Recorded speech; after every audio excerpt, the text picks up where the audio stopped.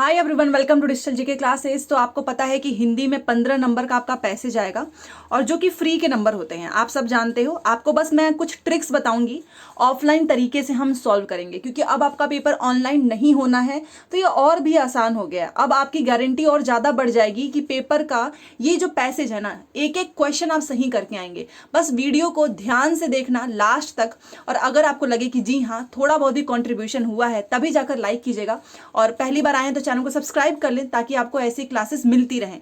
देखिए, पिछली बार मैंने आपको ऑनलाइन ट्रिक बताई थी क्योंकि स्क्रीन पे था। अब पेपर ऑफलाइन होना है और 15 नंबर का पैसेज आता है, 15 नंबर की पेडागोजी। ये 15 नंबर आपके हाथ में होने चाहिए, क्योंकि ये कुछ नहीं है, बस आपको नकल मारना है। कैसे नकल मारना है, कैसे करना है, वो ट्रिक्स मैं बताऊंगी, ठीक है। तो सबसे पहले ट्रिक्स देख लीजिए। मान लीजिए ये पैसेज है, ये अभी जो आपका रिसेंटली एग्जाम हुआ है वही वाला पैसेज लेते हैं। अब इस एक पैसेज से आपके 9 क्वेश्चन आएंगे, ठीक है। अब ये 9 के 9 कैसे सही होंगे, तो इस 9 में से कुछ क्वेश्चंस तो आपके पूरे इसमें से नकल करने हैं, और कुछ मान लीजिए 3 क्वेश्चन या 4 भी हो सकता है, वो आपके ग्रामर वाले आएंगे, वो भी बहुत आसान होंगे, ठीक है। इसके लिए आपको अलग से ग्रामर नहीं पढ़ना है। सबसे पहले क्या करना है, जैसे ही पैसेज आएगा तो कुछ लोग क्या करेंगे, ये गद्यांश लिखा है तो ये पूरा लाइन टू लाइन पढ़ने लगेंगे। ये गलती कभी मत करना, क्योंकि यहां पर आप पढ़ के टाइम वेस्ट करोगे और इसको आप एक बार और पढ़ोगे, आपको समझ ही नहीं आएगा कि क्वेश्चन पूछ क्या रहा है। हम क्या करेंगे, सबसे पहले, अब तो ऑफलाइन है तो सारे क्वेश्चन नीचे ही रहेंगे, कम से कम 2 से 3 क्वेश्चंस पढ़ लेंगे। वो 2-3 क्वेश्चन पढ़ते ही हमको आइडिया लग जाएगा कि पैसेज में किसकी बात हो रही है। फिर जहां भी हमारे उस क्वेश्चन का आंसर आएगा हम वहीं स्टॉप हो जाएंगे एंड तुरंत अपना आंसर टिक करके फिर आगे पढ़ेंगे। इससे क्या होगा ना कि आप केवल एक बार में पैसेज पढ़ोगे, सारे आंसर आएंगे एकदम राइट, प्लस आपका समय बचेगा और आप अंडरलाइन भी कर सकते हो अब तो पैसेज पे, ठीक है। तो चलिए अब देखते हैं ध्यान से। बस आपको बताने के लिए मुझे कई बार ऐसे अंडरलाइन करके दिखाना होगा ताकि मैं आपको समझा सकूं, बट आप अब जब खुद से प्रैक्टिस करेंगे ना तो एक बार में ही हो जाएगा। तो चलिए देखिए, क्वेश्चन पढ़ते हैं। 9 क्वेश्चन है, कोशिश करेंगे कि 3 से 4 क्वेश्चन एक साथ पढ़ लें। देखिए यहाँ पर लिखा है कि प्रस्तुत गद्यांश के अनुसार साहित्य और जीवन में गहरा संबंध है, क्योंकि क्वेश्चन पढ़ते ही समझ में आ गया कि पैसेज में जो है साहित्य और जीवन में गहरा संबंध की बात चल रही है। समझ में आ गया। चलिए, एक क्वेश्चन हो गया। दूसरा क्वेश्चन ये है कि मनुष्य किसकी खोज में जीवन भर लगा रहता है। आपने साहित्य और जीवन पढ़ा, अब आपने पढ़ा कि मनुष्य आखिर में खोज किसकी कर रहा है। इससे आप एक क्वेश्चन याद रखेंगे। तो आपको क्या करना ना, क्वेश्चन पूरा नहीं याद रखना है, क्वेश्चन का कोई भी एक कीवर्ड उठा लो। जैसे कि मैं इसमें उठा लूंगी खोज, आप खोज जीवन भी याद रख सकते हो, क्योंकि खोज जहां पर भी आएगा हम वहीं पे स्टॉप हो जाएंगे। तो यहां पर आपको खोज रखना है, कीवर्ड्स बता रही हूं, और यहां पर आपको साहित्य और जीवन, ये 2 चीजें याद रखो। अब एक और क्वेश्चन पढ़ते हैं। साहित्य का प्रमुख उद्देश्य, ये तो बहुत आसान है, इसमें बस याद रख लेंगे कि साहित्य का कुछ उद्देश्य है। तो 3 क्वेश्चन याद रख लिए। तो चलिए, ये नीचे वाले आंसर पे मत जाना, रिस्पॉन्स की है ये, ठीक है। अब मेरा काम क्या होगा, सबसे पहले पैसेज को पढ़ना यहीं से, और जहां भी आंसर आए स्टॉप होना है। सबसे पहले हमने क्वेश्चन पढ़ा था ना कि साहित्य और जीवन में गहरा संबंध है, फिर खोज, फिर साहित्य का उद्देश्य। अब आखिर में साहित्य और जीवन में गहरा संबंध क्यों है, चलिए पढ़ते हैं। साहित्य का जो आधार है ना वो जीवन है, ठीक है। साहित्य का आधार जीवन है और इसी आधार पर साहित्य की दीवार खड़ी होती है। उसकी अटारियां, मीनार और गुंबद बनते हैं, लेकिन बुनियाद मिट्टी के नीचे दबी पड़ी है। जीवन परमात्मा की सृष्टि है, इसलिए सुबोध है, सुगम है और मर्यादाओं से परिमित है, ठीक है ना। जीवन परमात्मा को अपने कामों का जवाबदेह है या नहीं हमें मालूम नहीं, लेकिन साहित्य मनुष्य के सामने जवाबदेह है। इसके लिए कानून है जिनसे वह इधर उधर नहीं जा सकता, ठीक है। मनुष्य जीवन पर्यंत आनंद की खोज में लगा रहता है। अब सबसे पहले हम क्वेश्चन अपना देखेंगे कि हमारा मिला या नहीं। ये था ना क्वेश्चन, देखिए, प्रस्तुत गद्यांश के अनुसार साहित्य और जीवन में गहरा संबंध है, क्यों?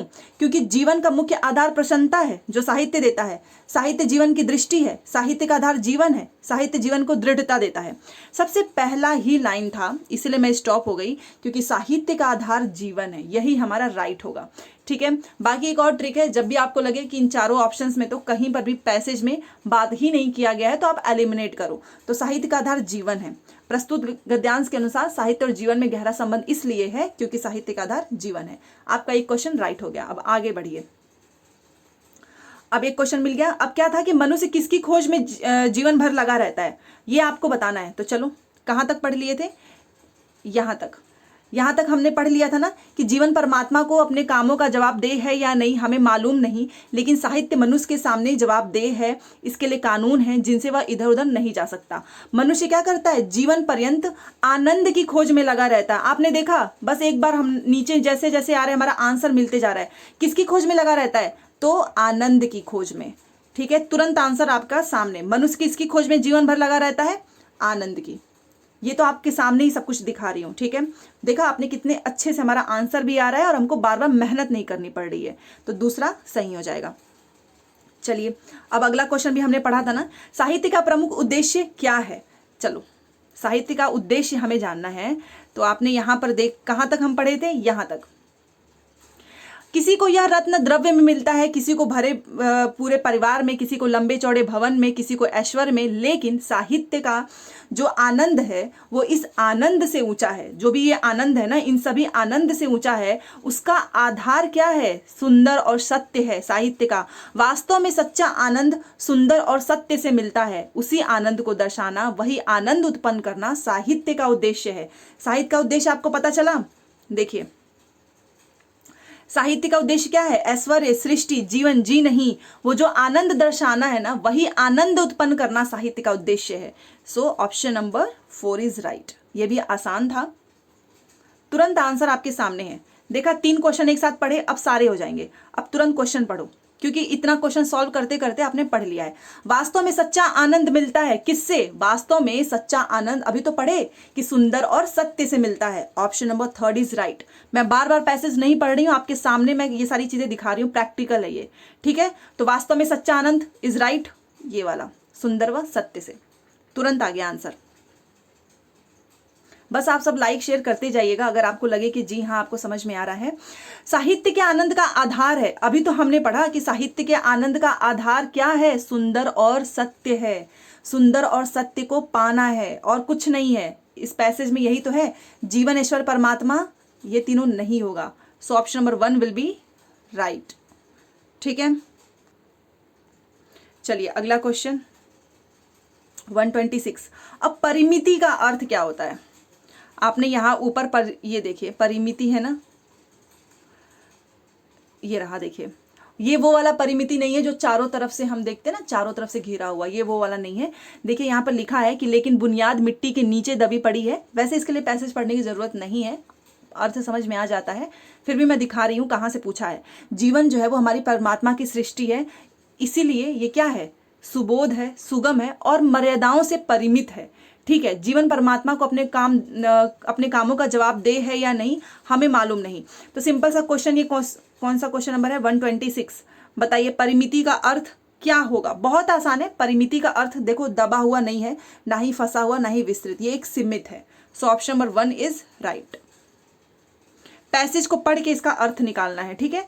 नहीं तो अगर आप वो वाला परिमित और वो परिमिति सोचने लगेंगे तो उसका मतलब होता है चारों तरफ से। बट आप पैसेज में देखिए ना किस कॉन्टेक्स्ट में ये अर्थ पूछ रहा है। ये सुगम है और मर्यादाएं, जो हमारी मर्यादाएं हैं वहीं तक तो सीमित है ना, तो ये परिमिति है। ठीक है, इसे ही बोलते हैं। कई बार अर्थ जो यहाँ पर दिए होते हैं ना उसका पैसेज से ही संबंध होता है, अलग से नहीं होता है। चलो आनंद का समानार्थी शब्द, ये तो बहुत आसान है, ये ग्रामर है। आनंद का मतलब खुशी होता है, समानार्थी का मतलब पर्यायवाची होता है, तो जीवन नहीं होगा, ना ही साहित्य ना ही परमात्मा। तो आनंद का मतलब क्या होता है, खुशी। So option number 2 is right. सारे आंसर आपके सही हो रहे हैं, मैंने इसलिए बोला है पैसेज लास्ट में पढ़ो, पहले क्वेश्चन पढ़ो। सुबोध का विलोम शब्द, कुछ विलोम शब्द आपको आने चाहिए। यहाँ पे ये जो सुबोध लिखा है इसका विलोम पूछा है, तो इसको क्या करेंगे ना, सारे ऑप्शंस में एलिमिनेट करेंगे। निर्बोध, दुर्बोध, कुबोध, विचलित, आप बताइए क्या हो सकता है। एलिमिनेट कीजिए और पैसेज भी आप एक बार पढ़ सकते हो ताकि आपको एक आइडिया लगे। सुबोध है, सुगम है, इस सुबोध का अर्थ क्या होता है, तभी तो आंसर आएगा। तो सुबोध का मतलब होता है, यहां पर देखिए दुर्बोध। Option number 2 is right. याद कर लो, कुछ अपोजिट रटने भी पड़ते हैं। ठीक है, दूसरा हो गया। ये है आपका अगला क्वेश्चन। ये हमारा पैसेज खत्म यहाँ पे। ये हमारा 129 है, क्योंकि 9 ही क्वेश्चन आते हैं। देखिए एक पैसेज से आपको 9 क्वेश्चन मिलेंगे। तो इसमें क्वेश्चन पूछा है, ये भी ग्रामर है। पूछा है कि लंबे चौड़े भवन में भवन में वाक्य में लंबे चौड़े व्याकरण की दृष्टि से क्या है। ये लंबे चौड़े भवन में ये जो लंबा चौड़ा है ना, ये क्या है।